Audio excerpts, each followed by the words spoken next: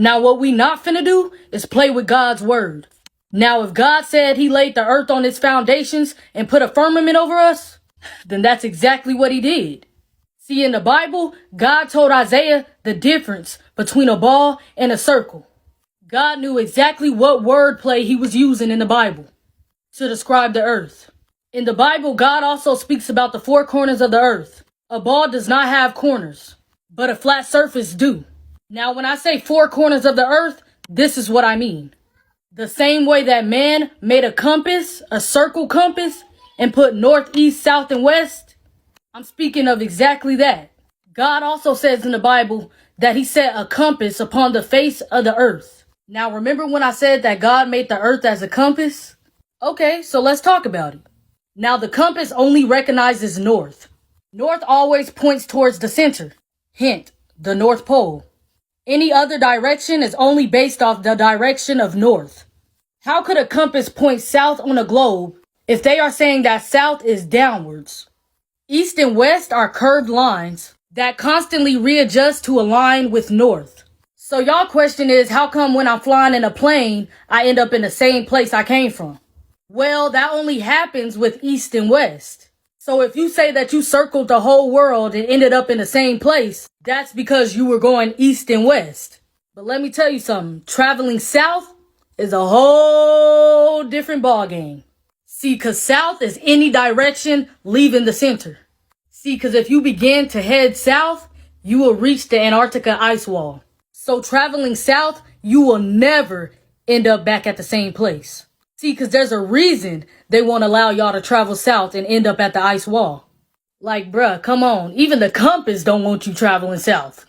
That's why it always points back to north, telling you to turn around every time you start to travel south. See, cause if you decide to keep going and get past that ice wall, you will realize there is in fact a firmament over us, keeping anyone from leaving this earth. We couldn't be living in a globe if we wanted to. See, water has to be contained. They say that the earth is 71% water, so that by itself would be impossible. And I know y'all probably be wondering, where do rainbows come from?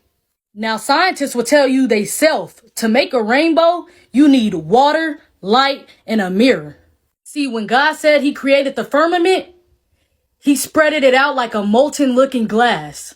See, them big rainbows that you see is proof that we live underneath the firmament. It's the sunlight reflecting off of the firmament to remind us of his promise to never flood the earth again.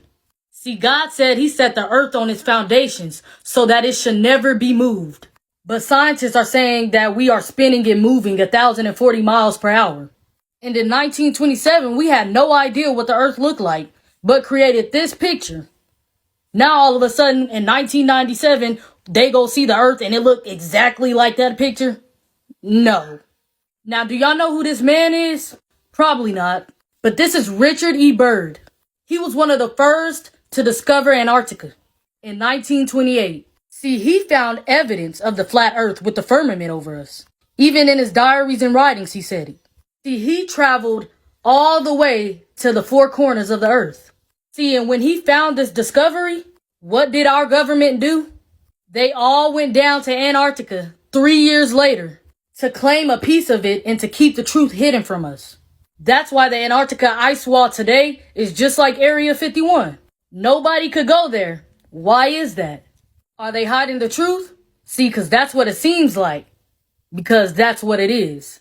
See, and they just keep telling y'all all these lies and y'all just get brainwashed by it. They tell y'all they fly to the moon. See, because my question is, how you gonna fly to the moon when God said he made two great lights, the greater light to rule the day and the lesser light to rule the night? Meaning that the moon and the sun ain't even solid objects. They're luminary. You can't just go up there and land on it.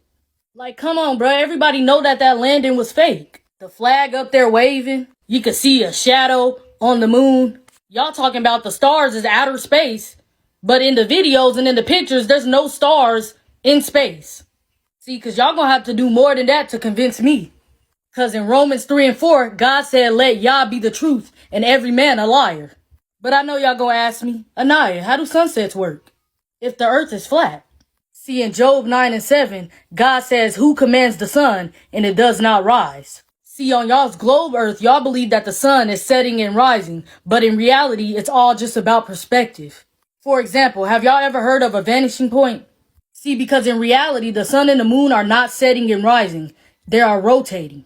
See, because the farther that is getting away from us to rotate around the earth, it's seeming as if it's going down. And the closer that is getting from making its way back around to us, it seems as if it's rising. It's all due to perspective from where we're at.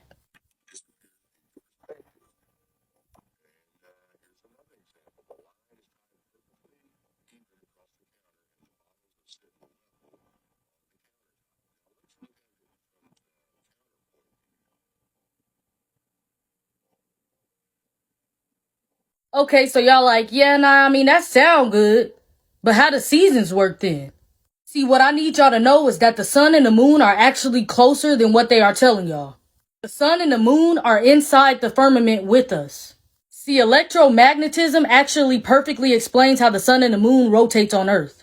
See, the sun and the moon are not rock or gas, they're light sources. Now, these light sources are in the shape of a disk that rotate the Earth like a clock, but in a coil-like spiral, dictating the seasons and the climate as it goes. See, now when the sun is beyond the equator ring, the northern hemisphere experiences summer, and the southern hemisphere experiences winter. Inversely, when below the equator ring, the southern hemisphere will experience summer, and the northern hemisphere will experience winter.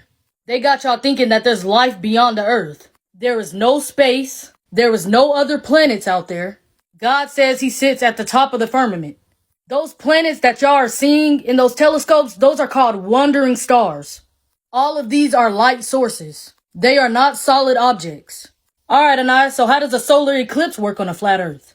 And why can't we see stars during an eclipse of the sun and the moon? See, God says in eclipses the sun will be turned to darkness and the moon to blood before the coming of the great and glorious days of the Lord. As so, see, a solar eclipse happens when the sun and the moon decides to rotate over each other.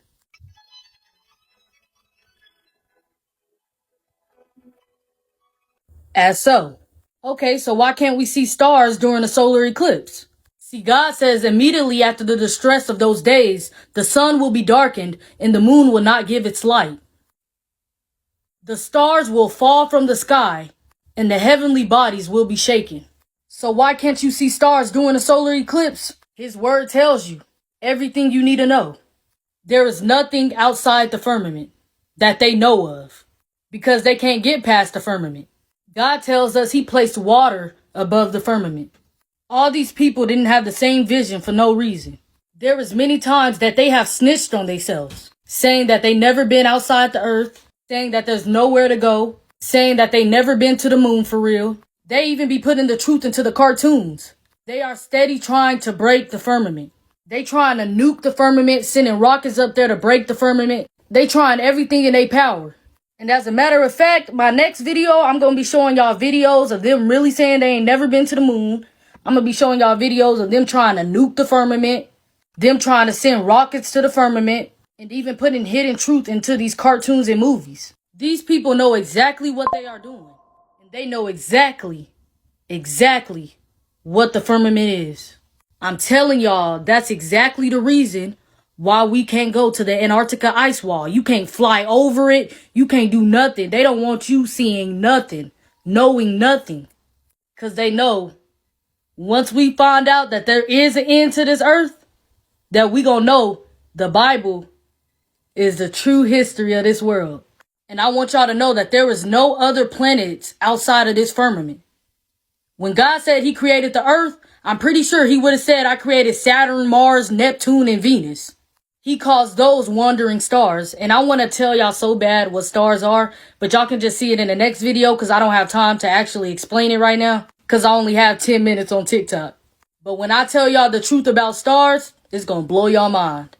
See, because what I want y'all to know is back in the day in them old Bibles, before all the wordings was getting changed into their own interpretation, in 2 Samuel 11:11, it said that the earth was flat.